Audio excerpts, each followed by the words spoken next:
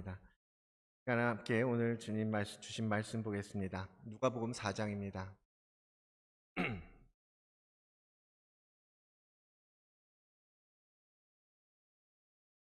누가복음 4장 1절에서 13절까지 말씀입니다. 1절에서 13절까지의 말씀 한 목소리로 같이 읽겠습니다. 찾으셨죠? 글씨가 잘 안 보여요. 성경책 꼭 보세요. 함께 읽겠습니다. 예수께서 성령의 충만함을 입어 요단강에서 돌아오사 광야에서 40일 동안 성령에게 이끌리시며 마귀에게 시험을 받으시더라. 이 모든 날에 아무것도 잡수시지 아니하시니 날수가 다함에 줄이신지라. 마귀가 이르되 내가 만일 하나님의 아들이거든 이 돌들에게 명하여 떡이 되게 하라. 예수께서 대답하시되 기록된 바 사람이 떡으로만 살 것이 아니라 하였느니라. 마귀가 또 예수를 이끌고 올라가서 순식간에 천하 만국을 보이며 이르되 이 모든 권위와 그 영광을 내가 네게 주리라. 이것은 내가 네게 넘겨준 것이므로 내가 원하는 자에게 주노라. 그러므로 내가 만일 네게 절하면 다 내 것이 되리라. 예수께서 대답하여 이르시되 기록된 바 주 너의 하나님께 경배하고 다만 그를 섬기라 하였느니라. 또 이끌고 예루살렘으로 가서 성전 꼭대기에 세우고 이르되 내가 만일 하나님의 아들이거든 여기서 뛰어내리라. 기록되었으되 하나님이 너를 위하여 그 사자들을 명하사 너를 지키게 하시리라 하였고 또한 그들이 손으로 너를 받들어 내 발이 돌에 부딪히지 않게 하시리라 하였느니라. 예수께서 대답하여 이르시되 주 너의 하나님을 시험하지 말라 하였느니라. 마귀가 모든 시험을 다한 후에 동안 떠나니라. 아멘. 잠깐 기도하겠습니다. 거룩하신 하나님, 우리가 무엇이한데 거룩한 주님의 지성소를 열어주시고 그곳에 들어와 주님의 이름을 찬송할 수 있게 하셨는지요. 하나님, 우리의 더러운 입과 더러운 몸을 아버지 이 시간 정결케 하셔서 주 앞에 흠없이 예배하는 시간 되게 인도하여 주시옵소서. 주님 주신 말씀 듣겠습니다. 주님 주시는 그 말씀이 우리 안에 깊은 곳까지 내려가서 온전히 소화되어서 우리의 생명이 되고 우리의 살이 되고 우리의 피가 되고 우리의 힘이 되게 하여 주시옵소서. 전하는 저의 입술을 붙드시고 아버지는 선포되는 말씀이 땅에 떨어지지 않게 하시며 모든 이 땅의 역사를 하나님의 역사로 바꾸어내는 능력이 되게 사용하여 주시옵소서. 감사드리며 예수님의 이름으로 기도드립니다. 아멘.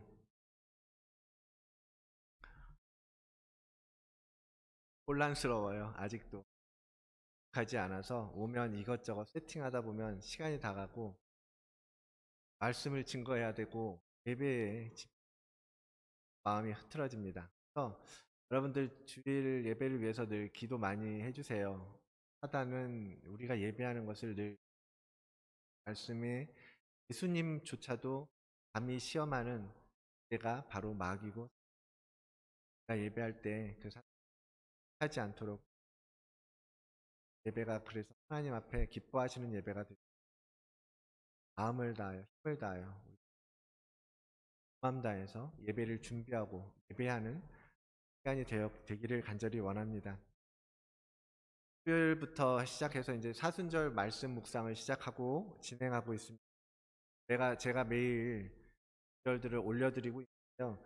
구절들은 이제 장로교 통합 측에서 나오는 가이드를 제가 이제 따라가고 있는 말씀들 중에서 여러분들이 같이 그 말씀들을 함께 갔으면 좋겠다 해서 이제 시작을 했고요. 주보에도 이제 이번 오는 한 주 분량을 주보에 이제 실었습니다. 주보를 당분간은 오프라인 페이퍼 주보를 안 만들고 그냥 계속 온라인 주보를 해드리고 계속해서 오히려 주일날 보고 버리는 종이보다는 계속 카톡에서 열어보시고 기도할 것들은 기도하시고 것 같아서 그렇게 하고 있습니다. 일단 주보에 실어드리고 있는데요. 그날 제가 또 이제 리마인드에서 아침에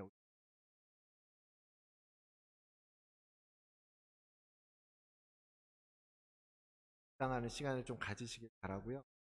그 주신 마음들을 좀 기록해 보세요. 내 생각에 마음에 주셨던 것을 글로 쓰는 순간 하나님께서 더 풍성한 것들을 깨닫게 하시고 알려주십니다. 그래서 그것들을 여러분들 나누어 주시는 그런 이제 훈련을 하는 거예요. 한편으로는 훈련이고 한편으로는 여러분에게 충분한 영의 양식이 되면 생명의 만나를 여러분들이 받는 거예요. 한 걸음 내딛는 게 쉽지 않죠. 글 쓰는 게 내가 내 주제에 무슨 글을 쓰나 싶기도 하고 나 생각하기 한 걸음 내디디면 두 번째는 그거보다 조금 더 쉬워지고 두 번째 네 그래서 가이드를 따라서 함께 해주시기를 부탁을 드리고 그렇게 한 사람 한 사람이 이런 헌신과 이런 마음으로 하나님 앞에 나아갈 때 그 마음들이 모여서 공동체를 이루 그 마음들을 이 공동체를 통해서 우리가 생각하는 것들을 다른 모습으로 하나님께서 다듬어 주시는 거예요. 그러니까 그런 유익을 이 공동체를 통해서 그런 유익을 나누고 적으로 더 건강하게 세워져가는 아드림 교회 되시기를 간절히 원합니다. 사순절 사실은 이제 많이 사순절을 지키는 교회들이 많지 않고 있어도 뭐 거의 그냥 사순절이다 그런 정도만 있고 사순절에 특별한 무언가를 하는 일들이 이제 많이 줄었죠. 옛날에 비하면. 이제 사순절은 사실은 기독교 초기에 사람들이 이제 부활절을 기념하기 시작을 했어요. 우리 부활하셨던 날. 그랬을 거 아니에요. 주님을 믿고 따르던 제자들이 주님이 부활하신 날을 기억하고 기념하기를 원하고 그래서 이제 그걸 기념하다 보니까 이 부활절을 위해서 부활절을 기다리면서 뭔가 마음이 준비돼야 된다라는 것을 깨닫게 된 거예요. 그래서 이제 그 필요성을 깨닫고 40일이라는 시간을 정해서 이제 지키기 시작을 했습니다. 그 기간 40일이 조금 여러분 보시기엔 길 거예요. 왜냐하면 그 40일 안에 있는 주일은 그 사순절 기간에 포함되지 않는다고 해요. 포함시키지 않고 있습니다. 그래서 전체 기간은 40일이 좀 넘는 거죠. 자, 이 사순절에 뭔가 준비하겠다. 그럼 무엇을 준비하기 위한 것이고 무엇을 위해서 우리가 사순절을 지켜야 하는가? 먼저는 주님의 고난에 동참하는 것이었어요. 그래서 사순절 기간은 여러분들이 잘 아시는 것처럼 절제하고 금욕하고 가급적이면 즐겁고 요란하고 기분 좋게보다는 차분하고 영적인 시간들을 가지면서 십자가 고난을 묵상하고 또 우리를 위해서 걸어가셨던 그 주님의 그 십자가의 길, 피 흘리신 그 길을 생각하면서 지냅니다.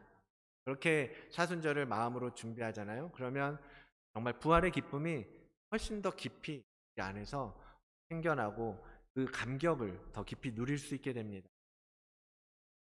두 번째는 뭐냐면 부활하신 주님을 만나기 위해서 심부로 단장되고 준비되고자 함이었어요. 이제 새 생명으로 주님께서 부활하시잖아요. 일어나십니다. 죽음을 이기고 일어나신 주님을 만나야 되는데 그냥 분주하게 일상을 살다가 아무것도 준비하지 않고 주님을 만날 수는 없지 않느냐. 그래서 이 기간 동안 우리가 정결한 신부처럼 거룩한 신부가 되도록 회개하고 우리의 마음을 정결하게 하고 깨끗하게 하고 그런 정결화 작업의 시간으로 사용하면 좋겠다라는 것이 이제 그 취지였던 거죠. 또 하나 생각할 수 있다면 나를 십자가에 못 박기 위한 시간이에요. 예수님이 보여주셨던 그 고난의 길을 나도 준비하고 나도 그 길을 따라가겠다. 그래서 내 안에 죽어져야 할 옛 자아를 다스리고 죽이는 그러한 시간으로 만들어가는 거죠. 그래서 주님께서 십자가에 달리실 그날에 우리의 옛 본성도 함께 못 박히고 주님께서 새 생명으로 부활하실 때 우리도 그 주님의 새 본성으로 함께 일어나게 되는 거예요. 그것이 바로 우리가 하고자 하는 리셋입니다.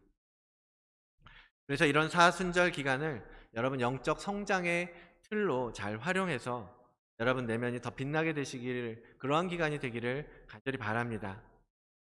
이 사순절의 주요 아이디어가 뭐냐면 바로 오늘 본문이에요. 저는 이 본문이 사람들이 사순절을 제정하기 위해서 굉장히 중요한 큰 역할을 했다고 보는데요. 아시는 것처럼 성경에는 40이라는 숫자가 여러 곳에 등장합니다. 나타나죠? 출애굽했던 이스라엘이 광야에서 머무른 시간이 40년, 그렇죠? 40년입니다.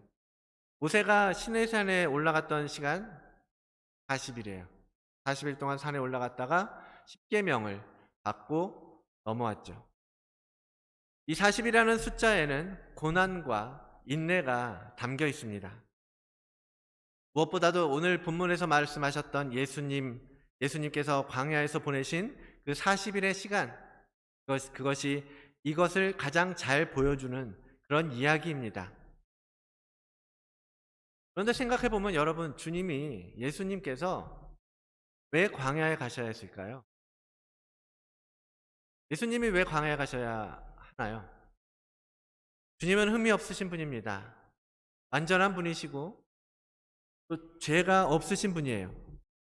그런 하나님의 아들이신 주님께서 왜 정결하게 되기 위해서 광야에 들어갑니까? 아니면 스스로의 자아가 너무 세서 하나님께서 광야에서 훈련을 시키시려고 주님을 광야로 내몰고 가셨을까요?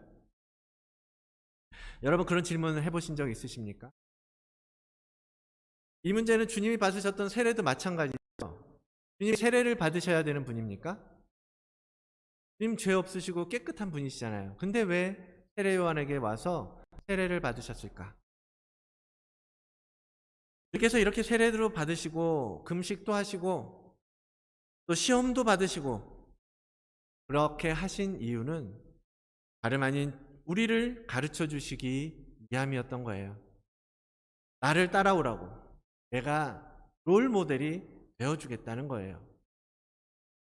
그리고 우리도 주님처럼 시험을 이기고 인간으로 오셨던 그 주님이 모든 시험을 이기시고 승리하셨던 것처럼 너희도 시험을 이기고 준비하면 싸워서 이길 수 있다는 것을 보여주신 거죠. 그래서 이 주님의 모습을 통해서 우리는 삶의 교훈, 영성 생활에 대한 모범을 배울 수가 있습니다. 어떤 부분들을 따라가야 될까요? 우리가 주님에게서 어떠한 모습을 롤로 따라가야 할까? 몇 가지만 생각해 보겠습니다. 첫 번째는 오늘 제목에서 얘기하는 것처럼 광야로 나가는 거예요.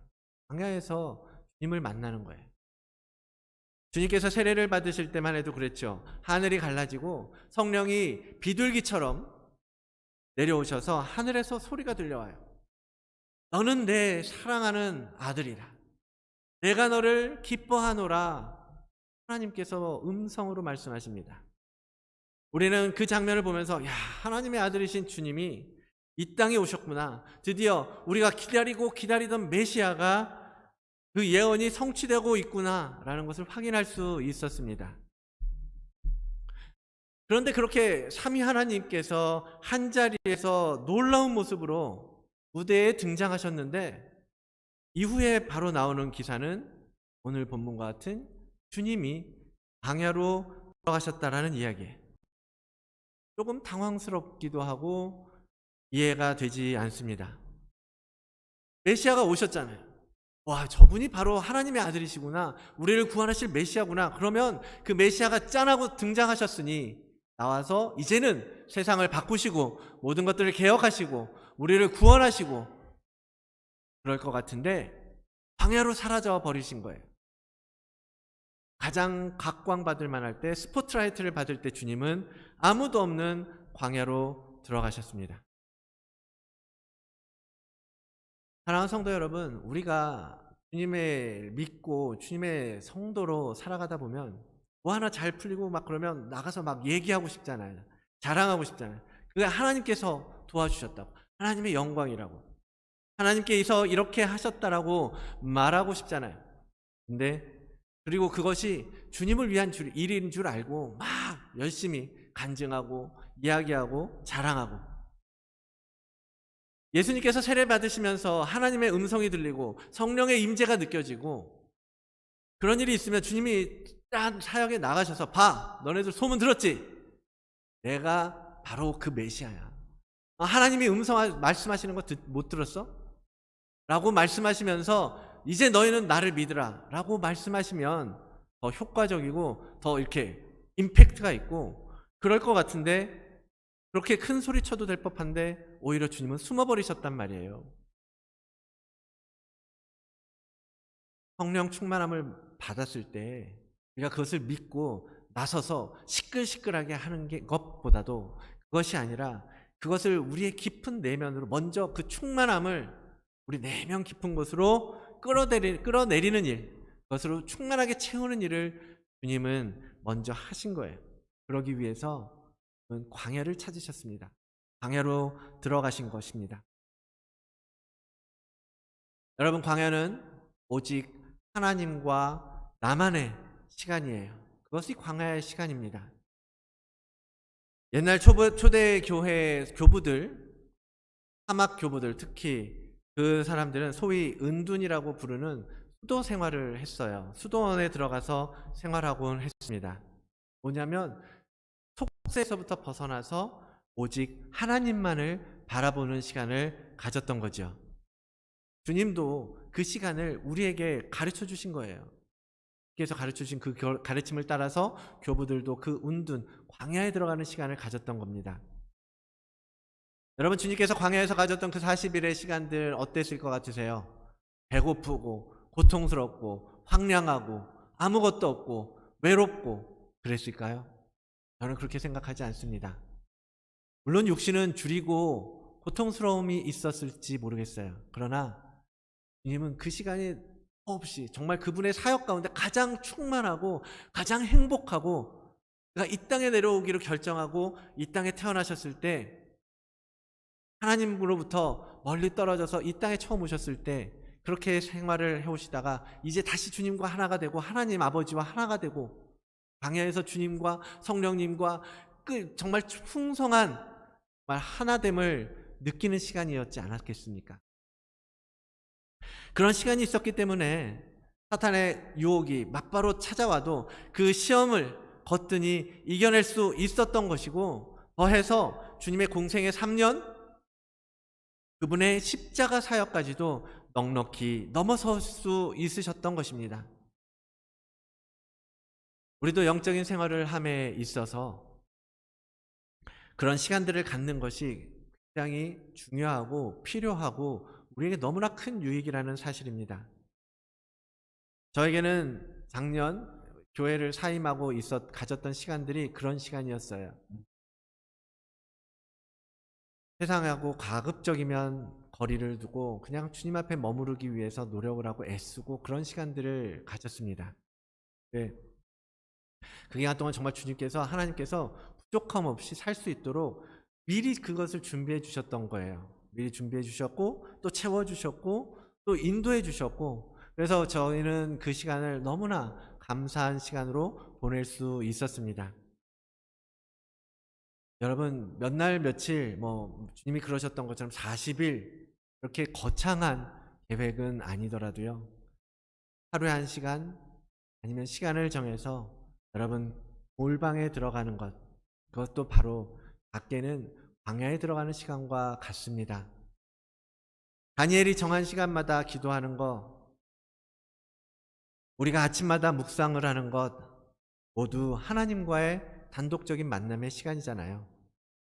할 수 있다면 일상에서 벗어나서 그냥 기도원에 들어가고 진짜 아무도 없는 곳에 가서 주님만 성경 통독하고 기도하고 말씀 보고 주님을 바라고 예배하고 찬송하고 그럴 수 있으면 좋지만, 그럴 더 없이 좋죠. 내 일상에 매여서 할 수 없다면, 그렇게 생각되시는 분들이라면 작게라도 시간을 정해서 골방에 들어가는 그러한 시간을 만드십시오. 다른 그 어느 것으로부터도 방해받지 않는 시간, 그래서 그냥 하나님만 붙잡을 수 있는 그런 시간들을 여러분 좀 꼭 가지시기를 바랍니다. 그 시간이 정말 우리 영성에 큰 유익을 가져다 줍니다. 그리고 그 영성이 처음에는 어려워요. 하루에 10분, 20분 앉아있는 것도 어렵고 30분 조용히 묵상하면서 주님을 바라보는 것도 어려워요. 근데 시작하고 조금씩 여러분 영성이 자라는 것을 느끼게 될 거고요. 그렇게 잘하잖아요.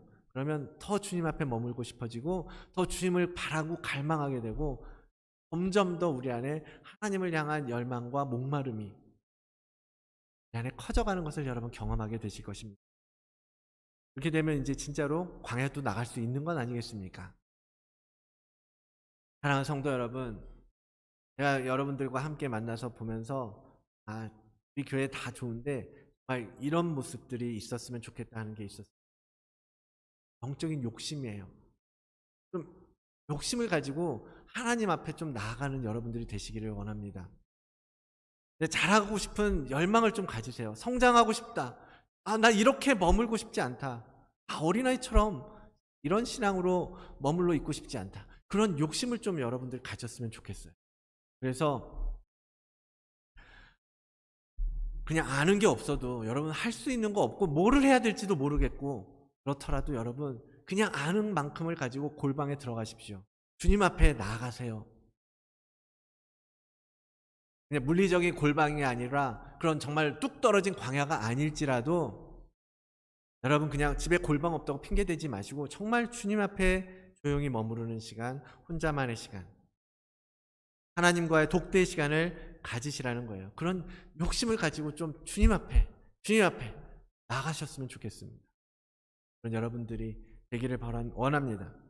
세상 모든 소음, 방해, 수많은 생각들이 방해하잖아요. 염려, 근심, 미래에 대한 걱정들, 그런 것으로부터 조용히 떠나보십시오. 잠시 내려놓고 그냥 주님의 말씀 앞에서 주님만을 바라보면서 시간을 가져보십시오. 제가 이번 사순절 기간 동안에 이렇게 말씀 묵상을 시작하고 제안하는 것도 그런 부분들을 돕고자 함입니다. 여러분 같이 5분이라도 10분이라도 모든 생각을 내려놓고 주님의 말씀에 집중해 보시라고. 여러분 제가 방법을 알려드렸죠. 5번씩 구절을 정해서 읽어보시라고. 소리내서 입술로 조용하게라도 읊조리면서 5번을 반복해 보십시오 그랬잖아요. 해보세요.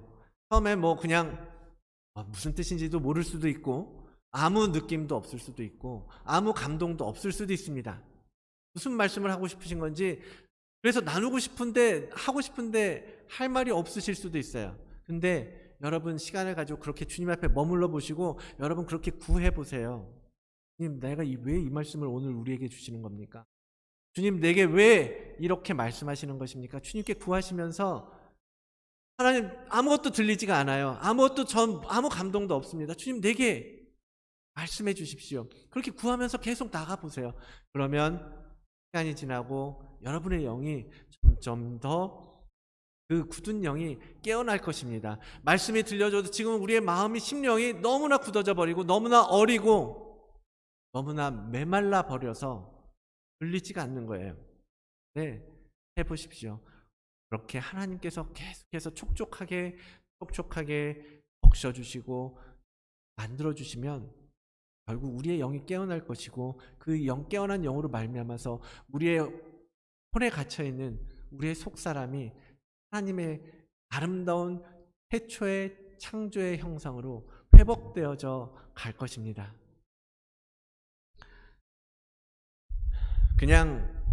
그리고 그 주신 마음을 쉐어하시는 거예요. 여러분 글 쓸 줄 몰라요?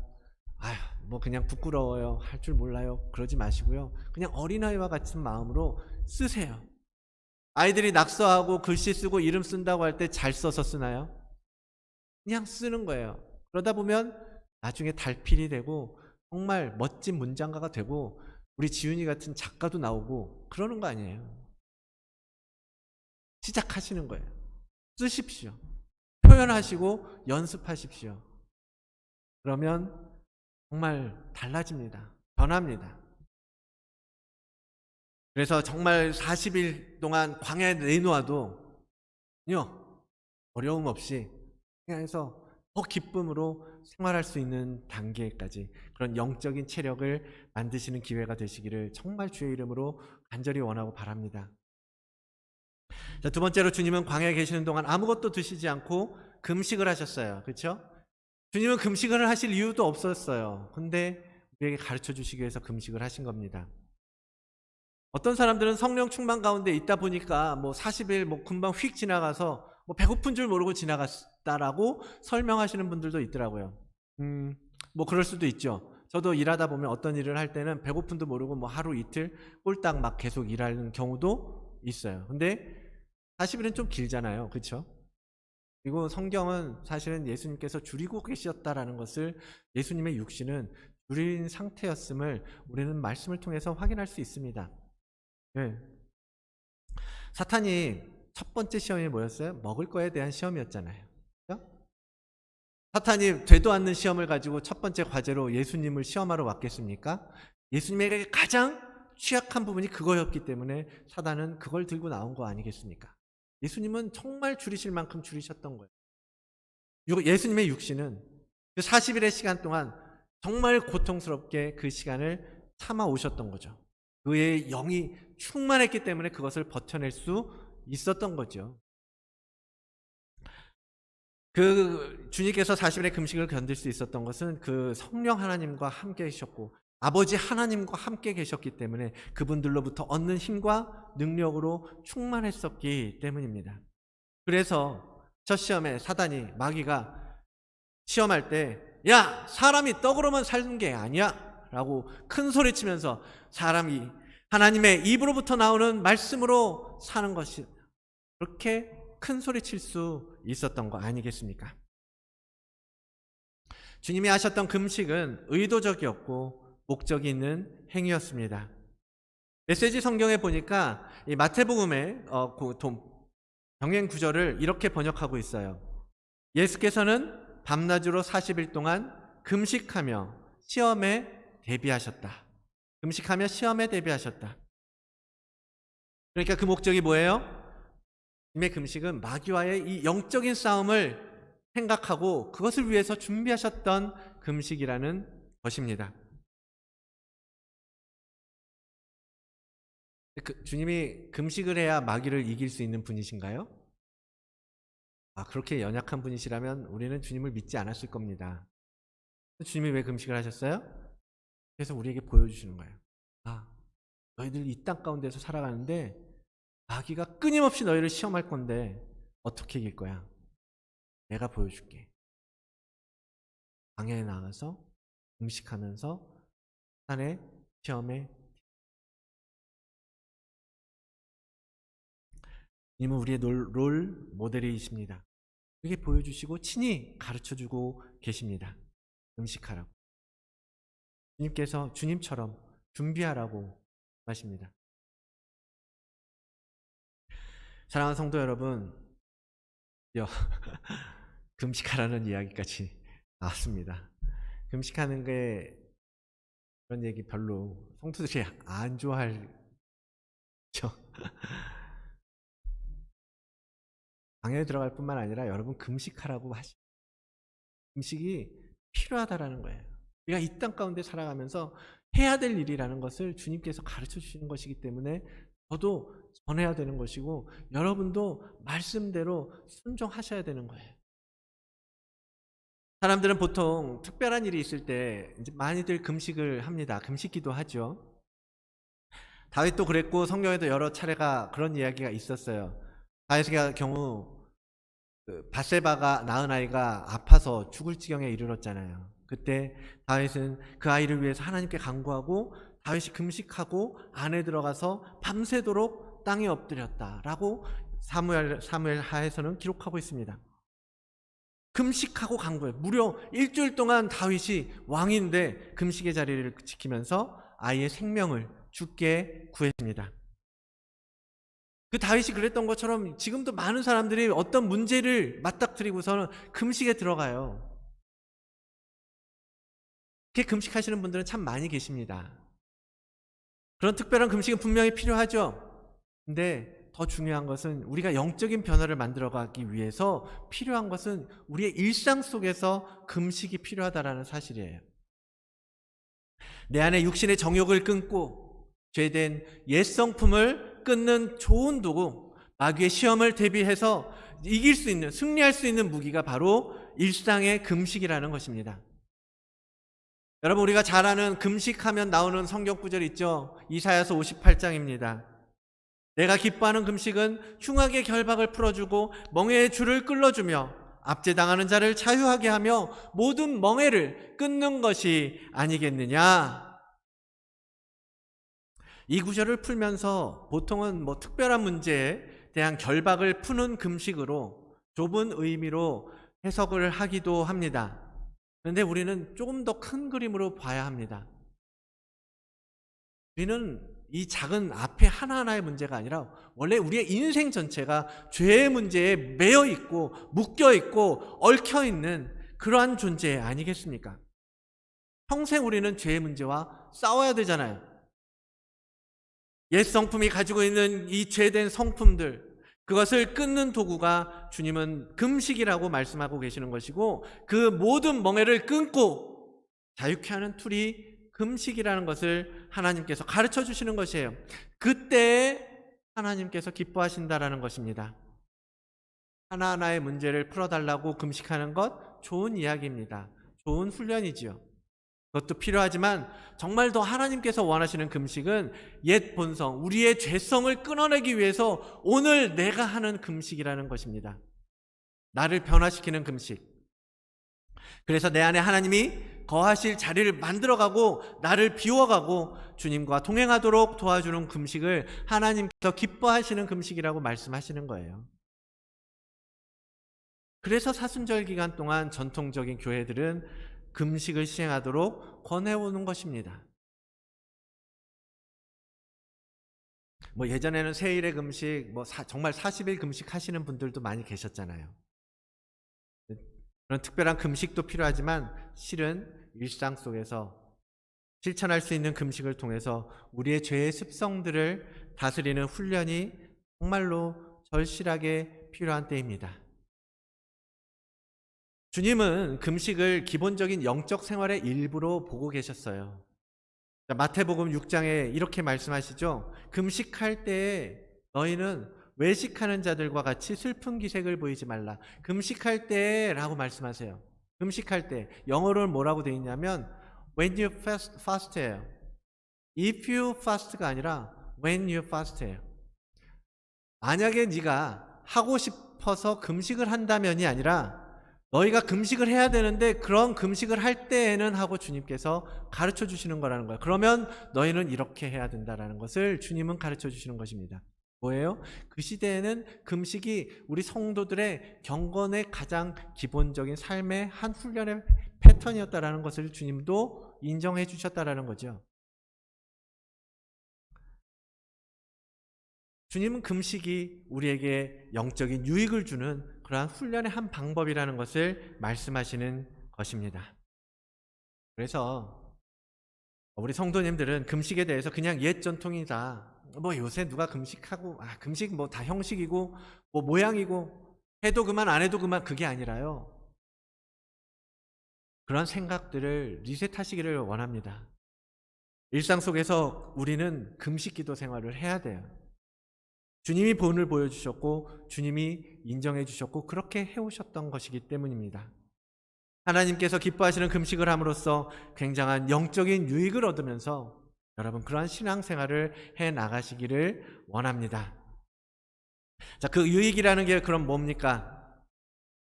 특별한 금식, 목적을 가진 금식은 당연히 그 목적이 분명하죠. 무슨 이유 때문에 하는 거니까. 그래서 날짜를 정하고 하고 기간을 정해서 하잖아요.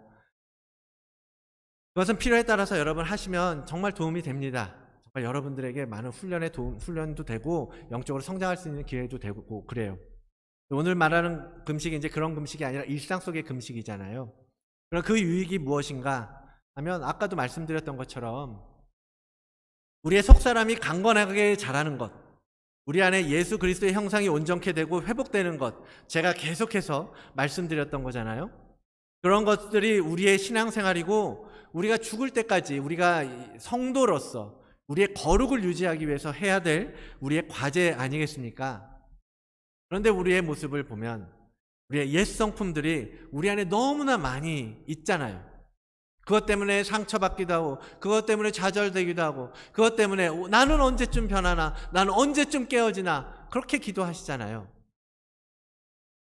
그러한 죽어야 할 성품들, 변하고 바뀌어야 할 성격들, 잘라내야 될 죄의 습성들, 그런 습관으로 가득한 것이 바로 우리의 자아이고 우리의 내면의 모습이란 말입니다.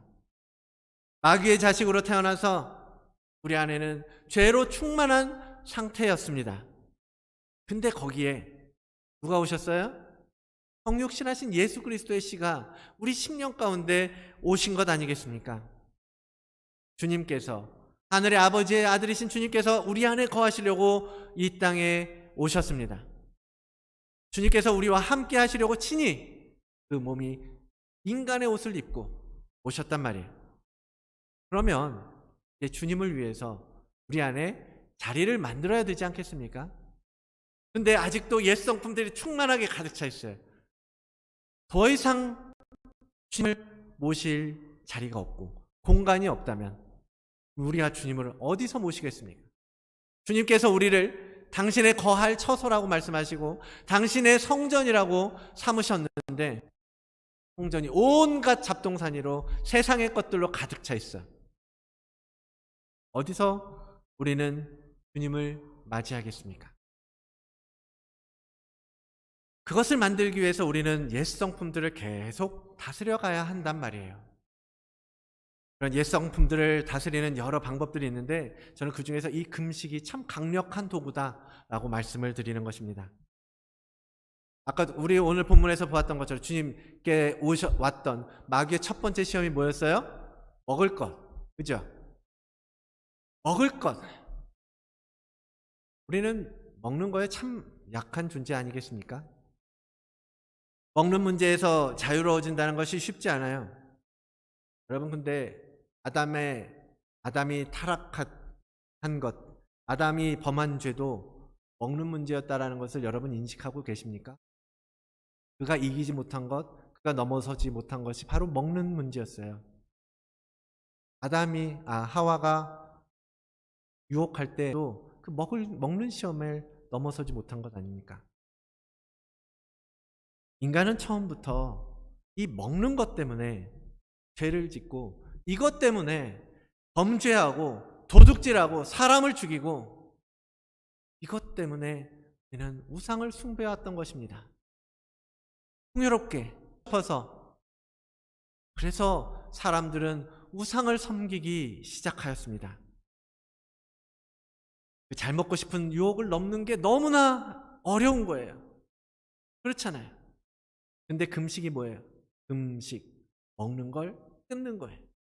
그 먹는 문제, 우리를 끊임없이 유혹하는 그 죄의 핵심인 그 먹는 문제를 끊어내는 것이, 그 핵심을 정확하게 찌르는 것이 바로 이 금식이라는 도구입니다.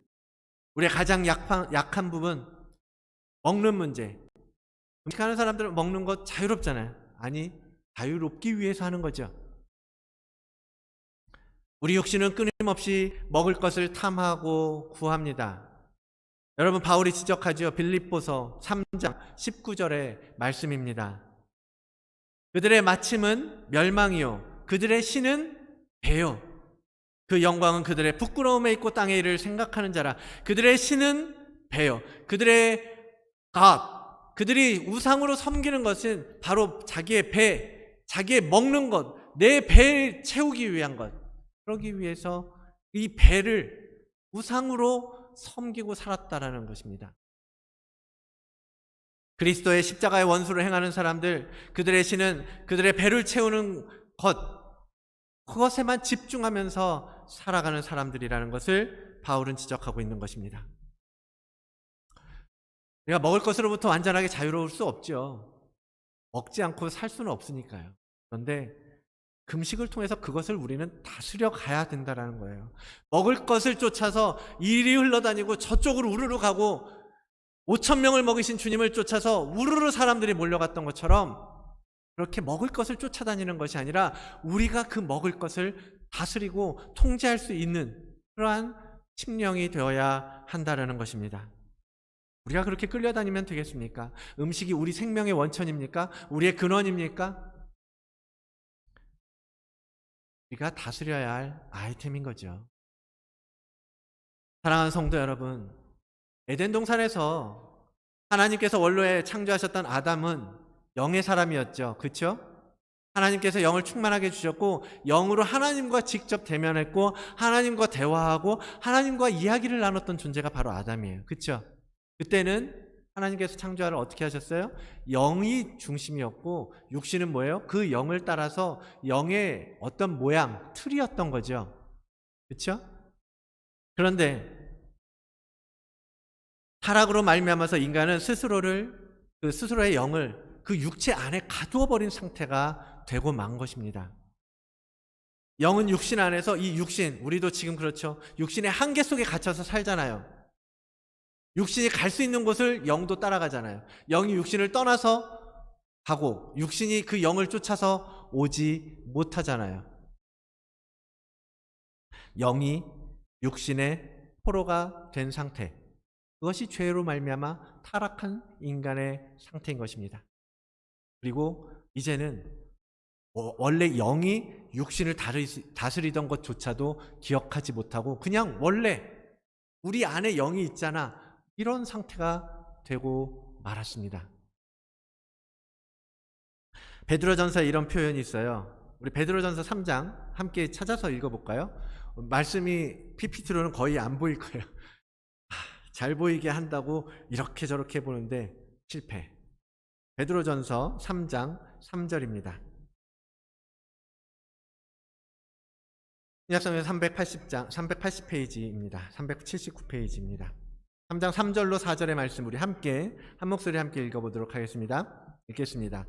너희의 단장은 머리를 꾸미고 금을 차고 아름다운 옷을 입는 외모로 하지 말고 오직 마음에 숨은 사람을 온유하고 안정한 심령에 썩지 아니할 것으로 하라. 이는 하나님 앞에 값진 것이니라. 아멘. 마음에 숨은 사람, 바로 자신의 육신에 가둬진 하나님의 창조의 형상. 여러분, 외모, 육신을 꾸미고 먹이는 것이 아니라 마음에 숨은 사람, 우리의 속사람, 우리의 영적 존재, 그것들을 깨워야 한다라는 거예요. 금식은 육신을 묶고 죽여서 육신에 갇혀있던 우리의 영을 깨우는 도구입니다. 그래서 일상의 금식을 중요하게 여기고 실천해야 하는 것입니다. 한 끼 안 먹는 동안 여러분 온갖 잡생각이 들어요. 내가 왜 굶고 있나? 내가 이걸 먹을까? 그냥 다음에 할까? 근데 그러면서 육신은 고통스러워하고 짜증스러워할지 몰라요. 근데 그러는 동안 우리 안에 영은, 갇혀있던 영은 조금씩 자라고 깨어나고 일어섭니다. 영이 깨어나면 원래의 원형이 회복되어져 가는 거죠. 그래서 사순절에는 금식을 주요 훈련으로 실천해 왔던 것입니다. 이런 신비를 초르테 교회로부터 전승으로 쭉 교회는 이어왔던 거예요. 저는 여러분들도 함께 이 훈련을 하기를 원합니다. 이번 사순절 기간 동안 여러분 한번 금식 기간을 잡고 시도해 보시기를 원해요. 모르겠어요. 해보신 분들도 있으실 테고 한 번도 금식해 본 적이 없는 분들도 계실 텐데, 그냥 이번 사순절에는 여러분 하나님 앞에서 약속을 한번 해보시고 결단하고, 하나님, 내가 이번 한 주간, 지금부터 한 6주, 5주 정도 남았거든요. 그 부활절까지.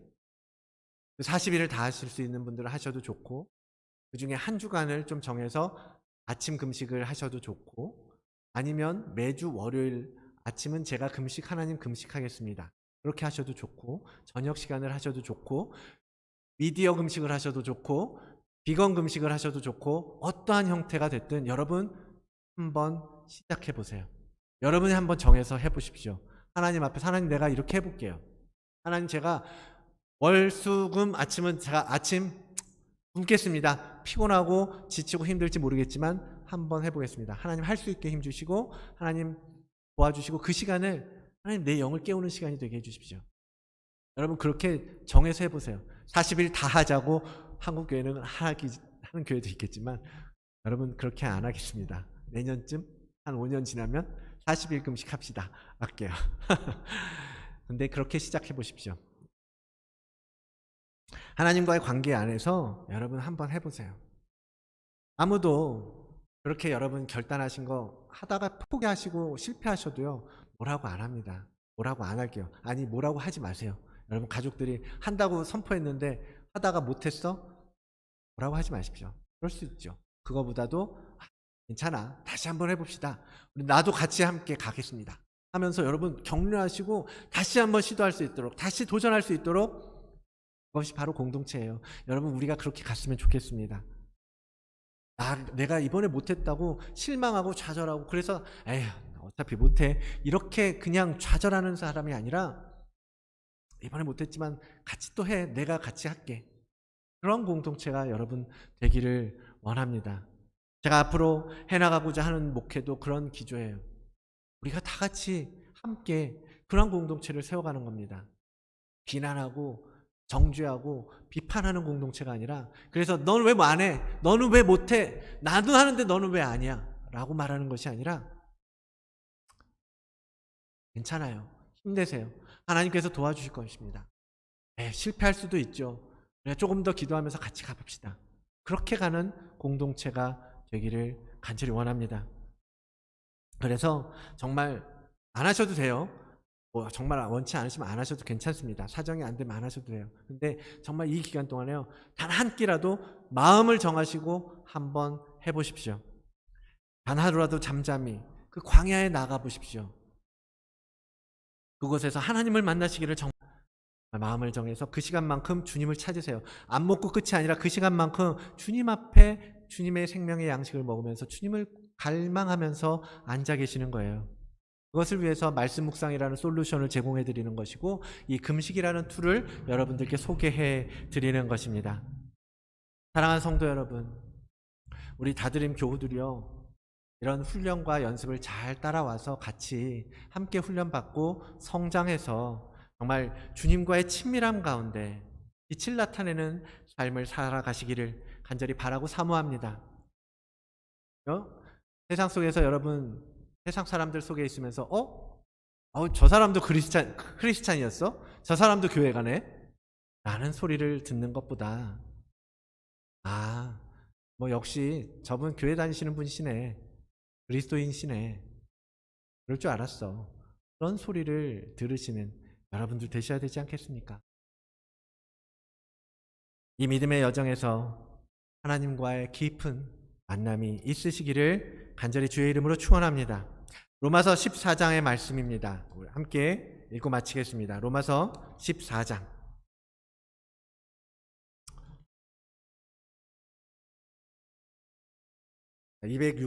신약성경 268페이지입니다. 로마서 14장 17절과 18절의 말씀 함께 읽겠습니다. 17절과 18절 말씀입니다. 로마서 14장 17절 18절 함께 한 목소리로 읽겠습니다. 하나님의 나라는 먹는 것과 마시는 것이 아니요 오직 성령 안에 있는 의와 평강과 희락이라. 이로써 그리스도를 섬기는 자는 하나님을 기쁘시게 하며 사람에게도 칭찬을 받느니라. 아멘. 거룩하신 하나님의 말씀입니다. 제가 주중에 한번 미리 이렇게 음악을 올려드리면 주일날 이 찬양을 할지도 모르겠다 싶은 것들을 올려드리는 거예요. 잘 모르실 것 같은 것들은 소개해드리는 겁니다. 오늘 이 찬양을 함께 배우면서 기도하기를 원하는데요, 중간부터 이 찬양의 가사가 이렇습니다. 주께서 나를 사용하시려고, 나를 더 정결케 하시려고 나를 택해서 보내신 곳, 성령이 내 영을 다시 태어나게 하는 곳, 그 광야에 서 있네. 내 자아가 산산이 깨지고 높아지려고 했던 내 꿈도 주님 앞에 내어놓고 오직 주님 뜻만 이루어지기를, 나를 통해서 주님만 드러나시기를, 그 광야를 지나며 라는 찬양입니다. 이 고백과 함께 저는 담담히 광야에 서는 여러분들이 되시기를 주의 이름으로 축원합니다. 함께 찬양하겠습니다. 왜 나를 깊은 어둠 속에 홀로 두시는지, 어두운 밤은 왜 그리 길었는지, 나를 고독하게 나를 낮아지게 세상 어디도 기댈 곳이 없게 하셨네.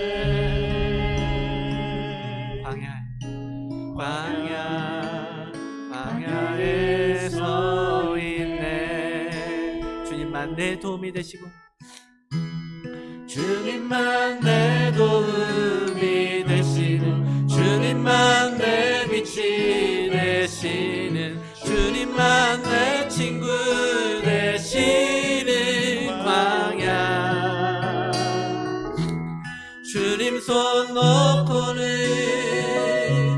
단 하루도 살 수 없는 곳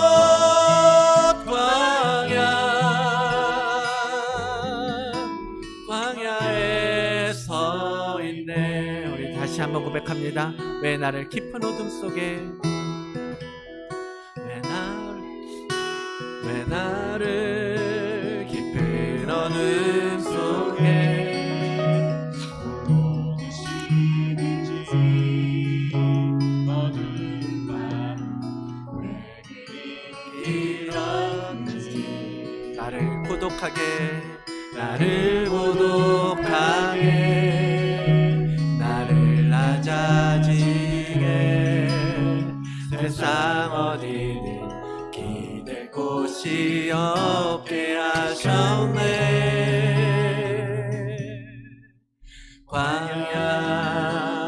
광야에 서 있네. 주님만 내 도움이 되시고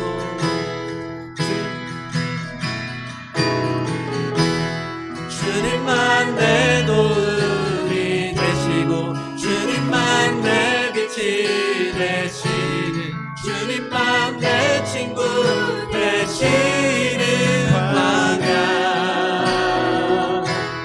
주님 손 놓고는 단 하루도 살 수 없는 곳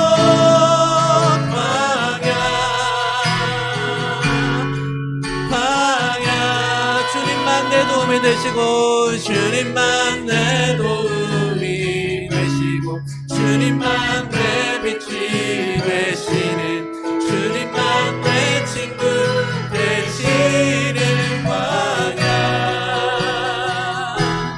주님 손 놓고는 단 하루도 살 수 없는 곳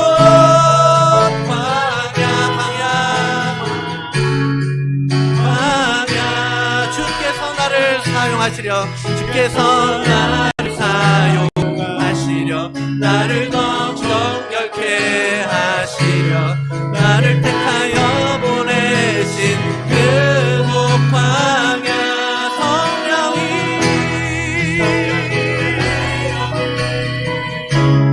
다시 태어나게 하는 곳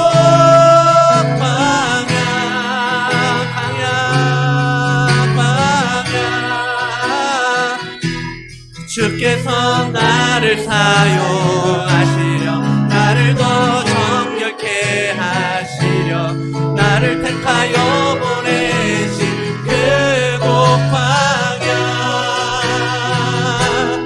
성령이 내 영을 다시 태어나게 하는 곳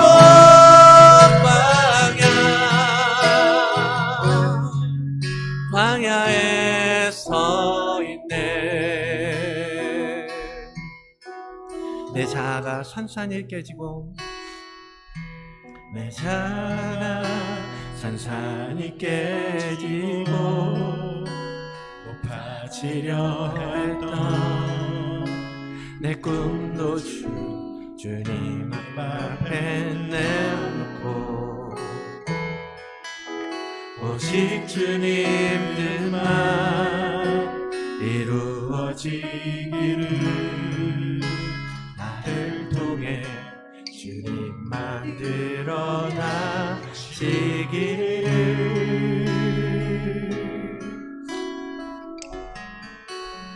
광야를 지나며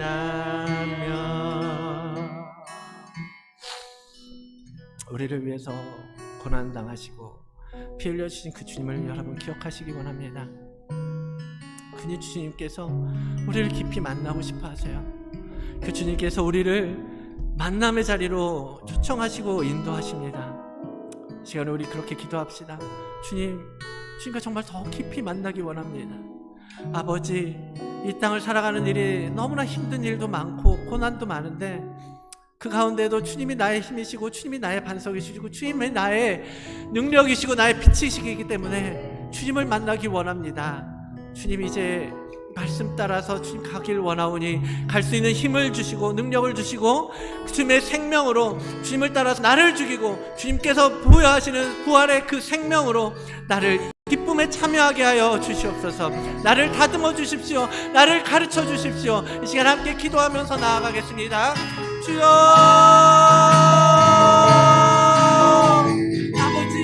아버지, 이 시간에 주님을 구합니다.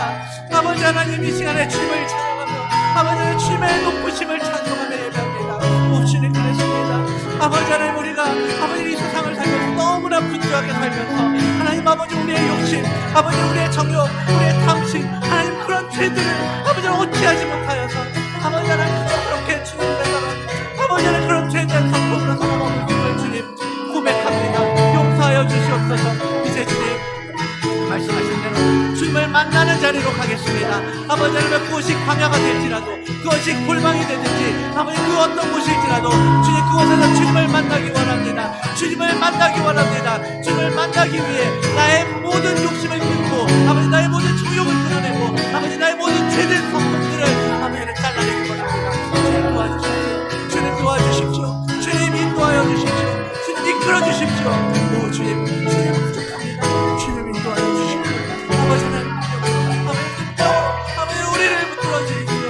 이제 하나님 아버지 아버지 내 모든 기도를 가지고 더욱더 주님 앞에 더욱더 친밀하게 다가가옵니다. 아버지 능력의 손으로 우리를 붙들어 주십시오.